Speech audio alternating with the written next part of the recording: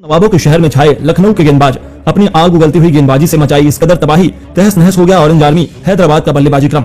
तो आखिर कैसे लखनऊ की घातक गेंदबाजी का जवाब देते हुए हैदराबाद ने किया पलटवार? क्या कुछ हुआ इस महामुकाबले में जिसे देखने वाले अपने दांतों तले उंगली दबाने पर मजबूर हो गए? टॉप ऑर्डर के ध्वस्त होने के बाद किस बल्लेबाज ने मचाया है कोहराम? इस महामुकाबले की पूरी हाईलाइट हम आपको दिखाएंगे, लेकिन उससे पहले आपको क्या लगता है कि उमरान मलिक और भुवनेश्वर कुमार में सबसे खतरनाक गेंदबाज कौन है? हमें नीचे कमेंट करके जरूर बताइए। दोस्तों, नवाबों के शहर लखनऊ में होम टीम के सामने ऑरेंज आर्मी हैदराबाद की चुनौती दी। अपने अफ्रीकी सितारों की वापसी से हैदराबाद का कॉन्फिडेंस भी 7वें आसमान पर था।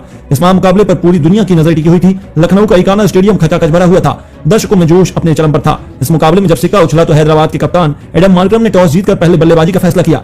इंपैक्ट प्लेयर का फायदा उठाने के इरादे से हैदराबाद केवल 3 फॉरेन खिलाड़ियों के साथ इस मुकाबले में उतर रहा था। लखनऊ को एक करारा झटका लगा और पिछले मुकाबले में 5 विकेट चटकाने वाले उनके सबसे अहम गेंदबाज मार्क वुड इस मुकाबले से बाहर हो चुके थे। हैदराबाद के लिए अपनी टीम को एक धाकर शुरुआत दिलाने के इरादे से एक नई ओपनिंग जोड़ी मयंक अग्रवाल के साथ अनमोलप्रीत सिंह मैदान में आए थे। पहले ओवर में इनके सामने काइल मायर्स की चुनौती थी। उम्मीदों के विपरीत इस मुकाबले की शुरुआत बेहद धीमी हुई, जहां पहले ओवर में गेंदबाज ने इन दोनों बल्लेबाजों को हाथ खोलने का बिल्कुल भी मौका नहीं दिया और पूरे ओवर में दोनों बल्लेबाज मिलकर केवल 5 रन जोड़ पाए। लखनऊ के गेंदबाजों ने शुरू से ही हैदराबाद का दबाव बनाना शुरू कर दिया था।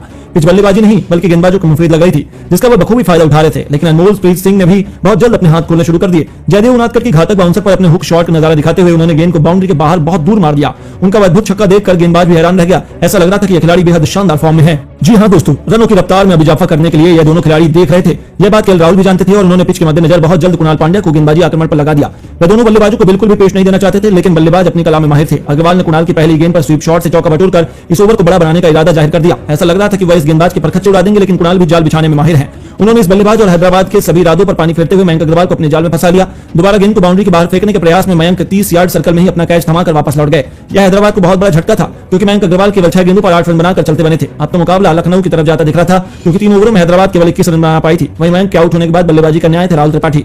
इस धीमी पिच पर गेंदबाजों का दबदबा साफ नजर आ रहा था। दोनों बल्लेबाज एक रन के लिए तरस रहे थे। बड़ी मुश्किल से गेंद का संपर्क बल्ले से हो पा रहा था। ऐसा लग रहा था यह बल्लेबाजों की कब्रगाह है और गेंदबाज इस पर राज करने वाले हैं। कुणाल पांड्या अपनी घातक गेंदबाजी से हैदराबाद पर पूरी तरह से दबाव बनाए हुए थे, लेकिन देखते ही देखते अनमोलप्रीत सिंह ने भी अपने अंदाज में बदलाव करना शुरू कर दिया। 5वें ओवर में गेंदबाजी करने आए कुणाल को आड़े हाथों लेते हुए उन्होंने लगातार 2 गेंदों पर 2 खतरनाक चौके जड़कर अचानक से मुकाबले को पलटने का ऐलान कर दिया था।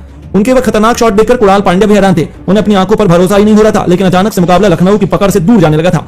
अनमोलप्रीत सिंह को देखकर राहुल त्रिपाठी ने भी अपना अंदाज बदला और पावर प्ले का अंतिम ओवर लेकर आए। यश ठाकुर की पहली गेंद पर उन्होंने विकेट के पीछे इतना खूबसूरत शॉट लगाया कि पूरा स्टेडियम देखता ही रह गया। घुटनों पर बैठकर उनका लगाया गया वह चौका उनकी क्लास को दर्शा रहा था। जी हां दोस्तों, इस ओवर को बड़ा बताते हुए अनमोलप्रीत सिंह ने भी एक खूबसूरत चौका बटोरकर पावर प्ले में अपनी टीम को 43 रनों तक पहुंचा दिया था। अब तक मुकाबला लगभग बराबरी पर चल रहा था, जहां लखनऊ को भी सफलता मिली थी और बल्लेबाजों के बल्ले से भी निकले थे। यह दोनों बल्लेबाज शानदार बल्लेबाजी कर रहे थे। वहीं इनके हैदराबाद की backbone Harry would, Adam Markram जैसे बल्लेबाजों का आना बाकी है। ऐसे में हैदराबाद कम से कम 170 रन इस पिच पर बनाने चाहेगी। लेकिन दोस्तों, आपको क्या लगता है कि हैदराबाद और लखनऊ में कौन सी टीम प्लेऑफ में क्वालीफाई कर सकती है? हमें नीचे कमेंट करके जरूर बताइए और ऐसी शानदार खबरों के लिए हमारे चैनल को सब्सक्राइब करना ना